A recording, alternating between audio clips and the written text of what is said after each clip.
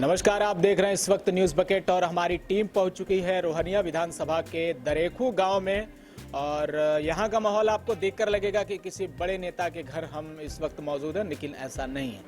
यह एक गांव के प्रधान हैं दरेखू के, और वहां पर जन सुनवाई का जो एक प्रारूप होता है वो यहां पर आपको देखने को मिलेगा कि एक प्रोफेशनल वेल मेंटेन प्रधान अगर हो तो गांव का विकास किस तरीके से होता है वो आगे हम आपको बताएंगे कि क्या काम होना है, क्या काम हो रहा है। लेकिन अभी की व्यवस्था के बारे में बात करेंगे यहाँ के प्रधानपति से। स्वागत है आपका न्यूज़ बकेट पर। अपना परिचय सर। जी धन्यवाद। मेरा नाम डॉक्टर सुभाष राजभर है। पेशे से हम असिस्टेंट प्रोफेसर हैं जगतपुर पीजी कॉलेज में, जगतपुर पीजी कॉलेज जगतपुर वाराणसी। ठीक है, प्रधान की बात करें तो कौन है प्रधान? 2010 से 15 तक हम प्रधान थे। उसके बाद 2 बार 15 से 20 और उसके बाद ये नया कार्यकाल हमारी धर्मपत्नी श्रीमती शीला राजभर जी ग्राम प्रधान है। तो जैसे पत्नी को चुनाव में लाने के लिए आपने जो जद्दोजहद की होगी या जो वादा किया होगा गांव के सामने, क्या था और उसे आप कैसे अभी पूरा करेंगे? प्राथमिकता में क्या है? देखिए, जो पहला चुनाव हम लाए थे वो मुख्य रूप से पेयजल, सड़क की जाल बिछाना जिससे कि आवागमन अच्छे से हो सके, जो गरीब पात्र हैं उनको राशन कार्ड मुहैया कराया जा सके, पात्र गरीब को पेंशन दिलाया जा सके। उन वादों को लेकर के हम आए थे और उन वादों को हमने 5 सालों में पूरा कर दिया। हमने सबसे बड़ी स्कीम जब जल निगम ओवरहेड टैंक लाया 4 करोड़ का, तो उस समय वाराणसी मंडल में सिंगल एक स्कीम आई थी, दरेखू ग्रामीण पेयजल योजना, और आगरा मंडल में 22 योजना चली गई थी। उस समय जनप्रतिनिधि, खास तौर से पूर्वी उत्तर प्रदेश के जनप्रतिनिधि इन विषयों पर ध्यान नहीं दे रहे थे और पेयजल की समस्या से ग्रामीण जूझ रहे थे। और भारत सरकार का जो नॉर्म बना था कि 400 मीटर की दूरी पर 700 की आबादी पर एक इंडिया मार्का 2 हैंडपंप लगेगा, उससे लंबी लंबी लाइनें लगती थी। लोगों को काफ़ी सुविधा का सामना करना पड़ता था स्वच्छ पेयजल के लिए। तो उसमें मैंने इस चीज़ को महसूस किया और जनता ने जो हम पे भरोसा जताया था उस भरोसा को हमने कायम रखते हुए हमने 2012 में ही जल निगम अधिष्ठापित कराकर उनको तब से निःशुल्क पेयजल उपलब्ध करा रहा हूँ। ठीक है, आपने अपने गांव के पेयजल की समस्या को दूर करने की कोशिश की, एक बड़ा पहल है। लेकिन अभी ये बताइए कि जैसे बेसिक सुविधाओं के अभाव में अभी भी गांव जी रहे हैं, जल निकासी का संकट है, आवास की सुविधा नहीं है, शौचालय की व्यवस्था नहीं है, उस क्षेत्र में आपने क्या काम किया? नहीं, देखिए, ये नहीं कह सकते आपकी आज के 20 साल पहले जो गांव इस तरह की समस्याओं से जूझ रहे थे, खास तौर से जो शहरीकरण की व्यवस्थाएं हैं वो व्यवस्थाओं गांव में नहीं थी। लेकिन इधर विगत 10-15 वर्षों में अब गांव और शहर में बहुत अंतर नहीं किया जा सकता है। मैं खुद बताऊं आपको कि हमारा 16 किलोमीटर का ग्राम सभा का घनत्व है, 16 किलोमीटर पाइपलाइन बिछी है, 10 किलोमीटर हमने सीवर, जो ये सीमेंट पाइप के द्वारा भूमिगत सीवर बना के रखा हुआ है और वो पानी निकासी हो रही है। तो सवाल ये नहीं है कि आज 20 साल पहले जो अभाव था विकास का वो अभाव आज है। आज ऐसा नहीं है। ग्रामीण के पास अब ये सबके खुद का शौचालय भी बना हुआ है। भारत सरकार के स्वच्छता अभियान के द्वारा 608 हमारे गांव सभा में ही शौचालय बना हुआ है। तो ऐसा नहीं है कि अब बहुत चीज़ों से जूझ रहे हैं। वर्तमान में जो जूझने की बात है वो कोविड के कारण इसी पे आते हैं, एक बड़ा सवाल है ये कि स्वास्थ्य व्यवस्था को लेकर किस तरह से कोविड काल में जैसे कि दूसरी लहर आई तो गांव के गांव एकदम से धराशायी नजर आए, आपके गांव की हालत कैसी रही? देखिए, इस पर मैं थोड़ी देर के लिए उत्तर प्रदेश सरकार को दोषी मानता हूं, क्योंकि भारतीय संविधान के 73वें अमेंडमेंट में यह व्यवस्था कर दी गई थी कि राज्य की कैबिनेट चाहे तो चुनाव को 6 महीने जो टेन्योर होता है 5 ईयर का, उस टेन्योर के 6 महीने पहले भी चुनाव करा सकती है या कैबिनेट का प्रस्ताव करके 6 महीने तक चुनाव टाल सकती है एक बार में। फिर अगर उसको जरूरत महसूस होती है दोबारा कैबिनेट की बैठक करके फिर 6 महीने टाल सकती है।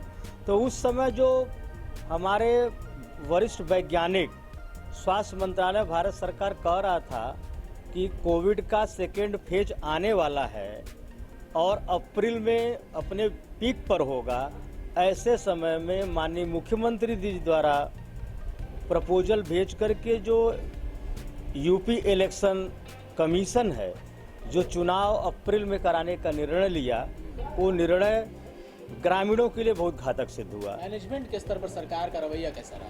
और मैनेजमेंट पूरी तरह फेल हो चुका था, भगवान भरोसे मैनेजमेंट चल रहा था। हमारे गांव में खुद मैं बताऊं, मेरे पिताजी सहित हमारे गांव के 22 लोग देहावसान हो गया, कोविड से मर गए। एक अलग बात है कि उत्तर प्रदेश सरकार एक अलग इंडेक्स दिखाएगी मृत्यु का, रेशियो का, लेकिन उस रेशियो से जमीनी हकीकत में बहुत अंतर है। जो 22 लोगों की आप बता रहे हैं सरकारी रिकॉर्ड में है कि नहीं? 22 लोग सरकारी रिकॉर्ड में, मैंने तो अपने स्तर से खंड विकास अधिकारी को और तहसीलदार को पत्र लिख के दे दिया था। अब उन्होंने इसका अंकन किया कि नहीं किया, अभी इस पर जो है मैं बहुत स्पष्ट रूप से नहीं कह पाऊंगा। एक बात आप बता रहे थे कि जो ग्राम पंचायत के मुखिया होते हैं उनकी सुविधाओं को लेकर, उनके वेतन को लेकर, वो बात क्या है जो आपको हमेशा कचोटती रही है और आप मांग करते हैं सरकार से, क्या है? देखिए पत्रकार महोदय, चूंकि हमारा भारत देश एक डेमोक्रेटिक देश है, लोकतांत्रिक देश है, यहाँ डेमोक्रेसी है और यहाँ पर प्रधान, विधायक, सांसद सभी एक ही मशीन से चुने जाते हैं और वह मशीन क्या है? मतदाता। जो मतदाता वोट एक संसद सदस्य के लिए देता है, वही मतदाता विधायक के लिए भी वोट देता है और वही मतदाता प्रधान के लिए भी वोट देता है, वही मतदाता बीडीसी के लिए, क्षेत्र पंचायत सदस्य के लिए वोट देता है। तो ये विधायिका में जो कानून, चूंकि विधायिका में कानून बनाते हैं विधायक, कानून बनाती है पार्लियामेंट, तो ये अपने सुविधाओं के लिए तो सारी चीजें बना लिए हैं, लेकिन ये जो सबसे निचली इकाई है, भारत सरकार हो अथवा राज्य सरकार हो, इनकी जो भी योजनाएं हैं वो फलीभूत तभी होंगी जब लोकल बॉडी यानी ग्राम पंचायत काम करेगी। अगर यह काम नहीं करेगी तो इनकी सारे स्कीमें फेल हो जाएंगी, धरातल पर नहीं उतर पाएंगी। किंतु इनके लिए विधायिका की कोई सुविधा उपलब्ध नहीं है। आप बताइए, अभी सामुदायिक शौचालय के रखरखाव केयरटेकर के लिए इन्होंने 9,000 प्रतिमाह मानदेय की व्यवस्था कर दी और उत्तर प्रदेश सरकार ने स्पष्ट रूप से कह दिया कि 5 महीने का एडवांस वेतन दे दिया जाए। केयरटेकर काम नहीं किया, वेतन एडवांस दे दिया गया। प्रधान को 3500 रुपया मानदेय मिलता है, क्या करेगा वो? और कितना होना चाहिए प्रधानों का वेतन? प्रधानों का वेतन एक गस्टेड अफसर के बराबर होना चाहिए। क्यों होना चाहिए? क्योंकि विधायिका में आईपीसी भारतीय दंड संहिता की 1860 की धारा 21 और उत्तर प्रदेश पंचायत राज मैनुअल की धारा 28 में स्पष्ट रूप से परिभाषित है कि ग्राम प्रधान एक लोक सेवक है। तो लोक सेवक के नाते जिस प्रकार से सांसद लोक सेवक है, उसको विधायिका में सारी सुविधाएं जो मिलती हैं, एक विधायक को लोक सेवक होने के नाते जो विधायिका की सारी सुविधाएं मिलती हैं, वही सारी सुविधाएं अगर इन विधि व्यवस्था में प्रदत्त है, लिखी गई हैं, तो वो प्रैक्टिकल में आनी चाहिए। और इसके साथ साथ मैं एक बात कहूंगा कि जब भी कोई रूलिंग पार्टी बनती है, उसके सारे जिलाध्यक्ष खतरे में आ जाते हैं। उन सभी को बिना किसी जांच पड़ताल के गनर दे दिए जाते हैं। उनसे सवाल नहीं पूछा जाता, उनकी जांच 20 बिंदु पर नहीं होती है कि इनको खतरा है कि नहीं है। रूलिंग पार्टी बनते ही उनको खतरा हो जाता है। लेकिन यह प्रधान जो इलेक्टेड होकर आता है, वो इलेक्टेड होता है, जितने वोट से वो इलेक्टेड होता है, उससे उतने वोट 3-4 खंडों में बट के उसके विरोध में भी होते हैं। और प्रैक्टिकल में जब भी ग्राम सभा की सरकारी संपत्ति हो, भू माफिया कब्जा कर रहे हो, उस पर अगर लेखपाल को, तहसीलदार को कहा जाए तो वो प्रथम दृष्टया तो आते ही नहीं है। मतलब एक तरह से प्रधानों को सुरक्षा की भी गारंटी बिल्कुल, इसलिए गारंटी है, देनी चाहिए, इसलिए कि ये उस क्राइटेरिया को फुलफिल करते हैं। विधायिका की जो क्राइटेरिया है, जैसे एक नॉर्मल आदमी विधायक बनता है, उसको सारी विधायिका की सुविधा। कौन सी श्रेणी की सुरक्षा मिलनी चाहिए प्रधानों को? प्रधानों को कम से कम निःशुल्क शासकीय एक गनर मिलना चाहिए। साथ साथ इनको जो है एक अलग से इनको प्यून मिलना चाहिए। तो सरकार पर बोझ बढ़ जाएगा फिर इन सब? नहीं, सरकार पर बोझ क्यों बढ़ जाएगा? गनर का खर्चा कौन उठाएगा? भाई, आप पूरे हिंदुस्तान में सांसद, विधायक का, राज्यपाल का, महामहिम राष्ट्रपति का, रूलिंग पार्टी के जिलाध्यक्षों का, कोऑर्डिनेटरों का भार उठा सकते हैं, और जो पूरे देश का असली भार उठा रहा है। आप बताइए, गांव में पहले व्यक्ति बीमार होता तो प्रधान को कहता आप डीएम है। अब अलग बात है कि प्रधान जानता है कि वो डीएम है कि चपरासी है। प्रैक्टिकल में तो चपरासी है। अगर वो एक निवास प्रमाण पत्र लिखता है तो लिखने के बाद उसका फोटो भी अपने फेविकोल से चिपकाता है, और वह अधिकारी का भी काम करता है और चपरासी का भी काम करता है। एक सवाल है प्रधान जी, आप चूंकि प्रोफेसर भी हैं तो थोड़ा सवाल आपसे लाजमी भी बनता है कि जैसे आप कह रहे हैं कि प्रधानों को गनर मिलना चाहिए, उस तरह की सुविधाएं मिलना चाहिए, लेकिन प्रधानों ने अपने आप से ही 2 पद का सृजन कर लिया है, एक प्रधान प्रतिनिधि का, एक प्रधानपति का। इनको कौन सी सुविधाएं मिलनी चाहिए? नहीं, देखिए, प्रधान प्रतिनिधि या विधायक प्रतिनिधि को कोई प्रतिनिधि को कोई सुविधाएं नहीं दी जाती हैं। प्रतिनिधि चूंकि इसलिए होता है कि अल्टीमेट कभी कोई बैठक है और किन्हीं कारणों से मान लीजिए इनलेस है, वो बीमार है या आउट ऑफ स्टेशन है, ऐसे दशा में अगर अपरिहार्य कोई बैठक हो रही है, जैसे मान लीजिए हाई पावर कमेटी डिस्ट्रिक्ट की बैठक हो रही है और सांसद विधायक उसके मेंबर हैं, अगर वो नहीं हैं तो उनके दशा में जो नामित प्रतिनिधि है सिर्फ वो रिप्रेजेंट करेगा। तो जो रिप्रेजेंट करने वाला होता है उसको ऐसी कोई सुविधा देने की जरूरत नहीं है। जहाँ भी गांव में गई, वहाँ पे जहाँ महिलाएं प्रधान है, आपके यहाँ भी महिला प्रधान है, वो कभी सामने नहीं आती, कैमरे के भी सामने नहीं आती, तमाम मीटिंग्स में भी नहीं जाती हैं। वहाँ प्रधानपति ही मुख्य भूमिका में होते हैं और गाँव के लोग भी प्रधान उन्हीं को समझते हैं। इन मामलों में क्या होना चाहिए? देखिए, एक्चुअल में महिला सशक्तिकरण की संकल्पना हमारे भारत देश में प्राचीन काल से है। प्राचीन काल से ही स्त्रियों को उच्च दर्जा दिया गया है और मैं भी उसके बढ़ावे के पक्ष में हूँ। आप अपने श्रीमती जी को बाहर निकलने का मौका देते हैं? बिल्कुल मौका देते हैं। आप हमारे यहाँ जो भी खुली बैठक होती है त्रैमासिक, उसमें वो चेयरपर्सन के रूप में बैठती हैं। जब भी ग्राम विकास की योजनाएं आम जनता के समर्थन से बनाने की बात होती है तब वो अध्यक्षता करती हैं। जब भी कभी कंसर्निंग अथॉरिटी आती है, चाहे जिलाधिकारी आए या और कोई आए, जो भी होता है, तो उस समय चेयरपर्सन की भूमिका में वही होती एक है। लंबा अनुभव रहा आपका प्रधानी में, कुछ काम आपने बताया कि कर लिए हैं, बाकी 5 सालों में अभी क्या करना बाकी रहा?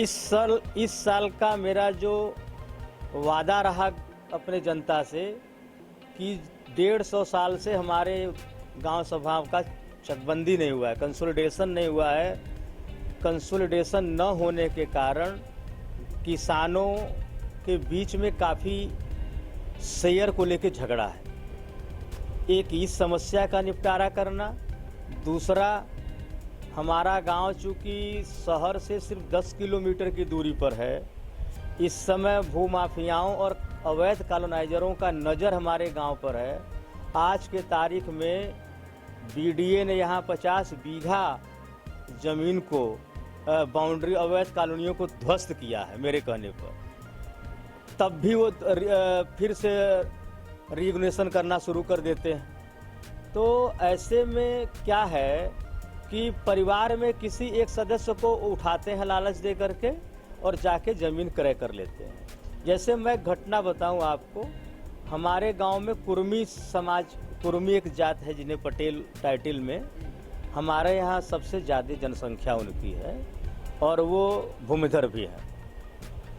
16 बीघा एक दिन में रजिस्ट्री हुई है। जो दरेखू जैसे गांव, राजस्व गांव में 16 बीघा जमीन बनारस जनपद के किसी भी धनाढ्य की हैसियत नहीं है कि वह 16 बीघा जमीन एक दिन में रजिस्ट्री करा ले, क्योंकि हमारे यहाँ एग्रीकल्चर लैंड जहाँ रास्ता नहीं है उस जमीन की भी कीमत 10 लाख है और रास्ते पर जो जमीनें हैं उनकी कीमत 25 लाख 30 लाख रुपया पर बिस्वा है।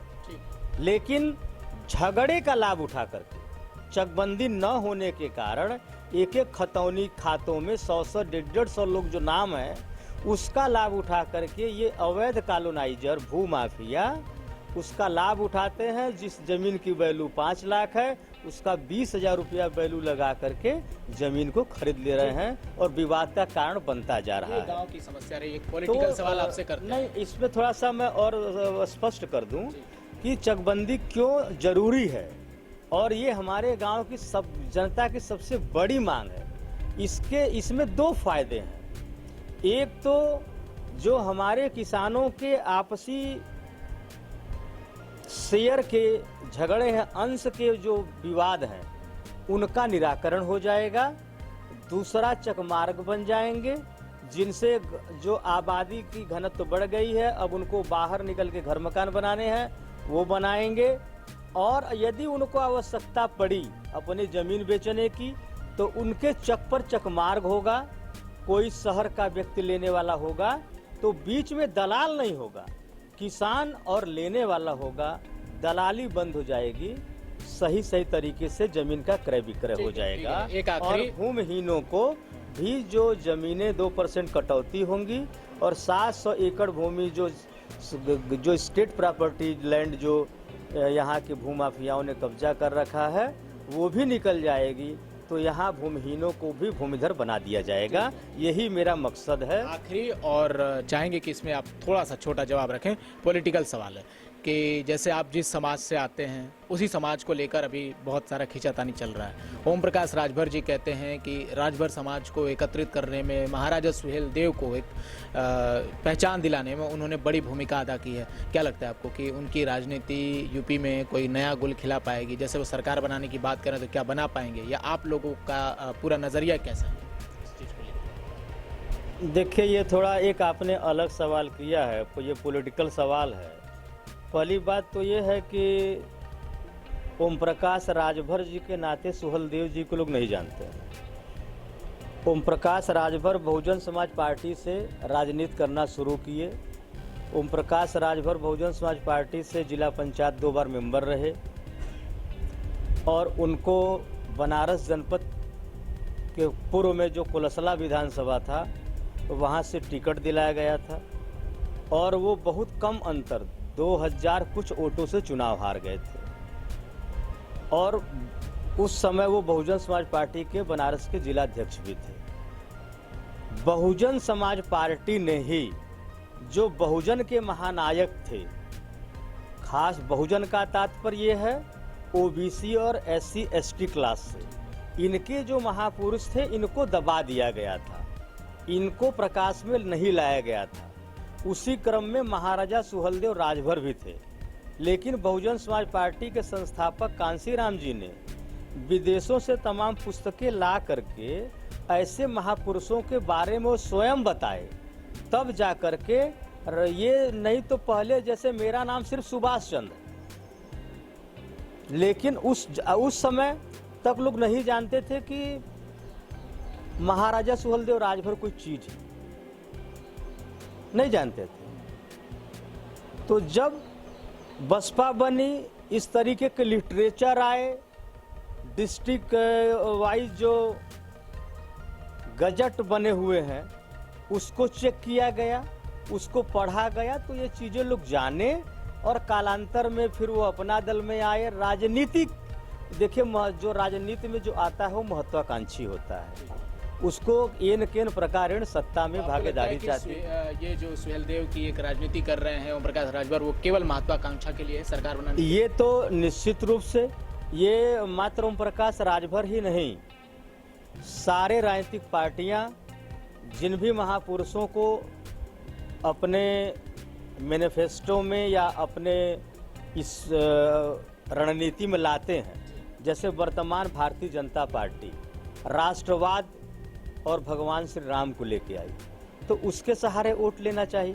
तो सब लोग, कोई भी पार्टी ऐसा नहीं कह सकता कि ओम प्रकाश राजभर ये एक सेंटिमेंट पैदा करके महाराजा सुहेलदेव राजभर के नाम पर वोट ले रहा है। तो ऐसा सिर्फ ओम प्रकाश राजभर जी नहीं कर रहे हैं, सारी पार्टियां। भाई आप उठा के देख सकते हैं, वर्तमान में रूलिंग पार्टी जो है, रूलिंग पार्टी लंबे समय से हिंदुत्व और भगवान श्री राम के नाम पर राजनीति करती रही। प्रतिनिधि होने के नाते, पंचायत का मुखिया होने के नाते भी आपके परिवार में ही हैं, तो आपको क्या लगता है 2022 में सरकार बदल जाएगी या बच जाएगी? अब इस सवाल का जवाब थोड़ा देना कठिन होगा। गांव वालों का मूड क्या कहता है? देखिए, गांव वालों का जैसा जो बातचीत होता है, तो बातचीत में ओबीसी वर्ग जो है वर्तमान सरकार से ठगा महसूस कर रहा है। ठगा महसूस इसलिए कर रहा है क्योंकि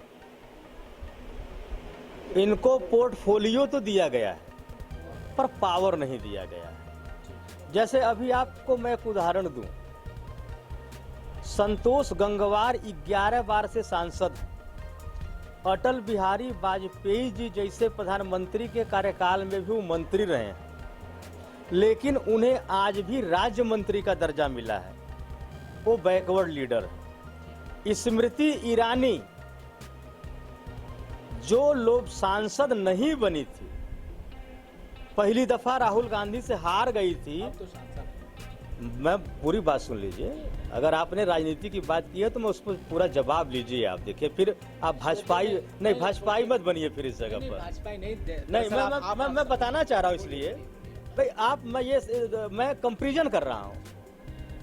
संतोष गंगवार 11 बार से सांसद होना मजाक नहीं है। गांव का प्रधान 11 बार कोई नहीं हो सकता है, गांव पंचायत का सदस्य 11 बार लगातार कोई नहीं हो सकता है। संतोष गंगवार जिसके चेहरे पर सफेद दाग हैं, जिसका चेहरा भी सुंदर नहीं है हेमा मालिनी जैसा कि उसकी सुंदरता को देख के लोग जिताते हों, उसके काम के बल पर लोग जिताते होंगे। भले ही वो हम दूसरे दल के हैं, वो दूसरे दल के हैं, लेकिन गुण का बखान होना चाहिए। उसको आज भी आप स्टेट मिनिस्टर बना के रखे हुए हैं, जो चुनाव भी नहीं जीता। फर्स्ट आप टेन्योर में नरेंद्र मोदी जी ने स्मृति ईरानी को एचआरडी मिनिस्टर बना के रखा था।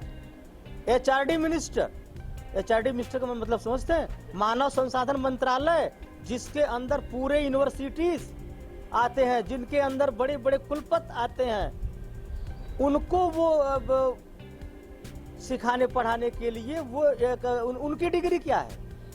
उनकी डिग्रियों पर सवाल है, एक विवाद का मुद्दा है। लेकिन मैं कंपैरिजन संतोष गंगवार के थ्रू करना चाह रहा हूं कि क्या ये एक पक्षपात नहीं है कि जो सांसद भी नहीं बना उसको इतना महत्वपूर्ण एचआरडी मिनिस्ट्री दे दी गई, जो 11 बार से सांसद है, अभी तक वो राज्य मंत्री के रूप में लटका है। अनुप्रिया पटेल इनकी सहयोगी पार्टी है। आप जब फर्स्ट टेन्योर में भी उत्तर प्रदेश चुनाव के 6 महीना पहले उसको मंत्री बनाया, राज्य मंत्री। दूसरे टेन्योर में भी आपने वही किया। आप जब शपथ लिए तो मंत्री नहीं बनाए, और अब जब 6 महीने उत्तर प्रदेश का चुनाव आ गया तो आप उसको मंत्री बना रहे। एक चीज पर हम बोलना चाहते हैं इसमें कि जैसे देखिए आप जो कह रहे हैं, जो तुलना कर रहे हैं, ये प्रधानमंत्री का विवेकाधिकार है, विशेषाधिकार है कि वो अपने टीम में किसको शामिल करते हैं, किन मंत्रियों को रखते हैं। लेकिन जो आपकी बात है कि आपकी जो नाराजगी है सरकार से कि इस हमारी ये नहीं, आप देखिए, इसको नाराजगी मत कहिए। मैं एक तर्कपूर्ण जो रीजनिंग होती है, मैं एक तर्कपूर्ण प्रश्न पूछा हूँ आपसे। आप भी एक पत्रकार हैं, आप भी इस देश के महत्वपूर्ण नागरिक हैं, आप चौथे स्तंभ है इस देश के, और आप ही से देश चलता है। सच्चाई तो ये है, आप ही इस देश में एक जो है सेंटिमेंट पैदा करते हैं, एक माहौल देते हैं।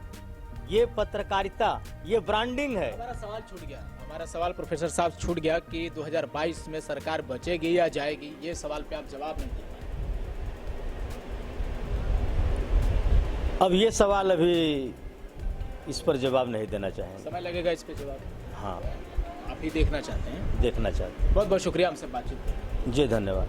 तो हमारे साथ प्रधान भी रहे और अभी प्रोफेसर भी हैं, सुभाष जी से हम बातचीत कर रहे थे। थोड़ा लंबा बातचीत इसलिए हो गया कि इन्होंने अपना पूरा अनुभव और क्लासरूम का जो बच्चों को समझाने का एक तरीका होता है वो भी रखने की कोशिश की है। बाकायदा तर्क के साथ ये बातचीत कर रहे थे।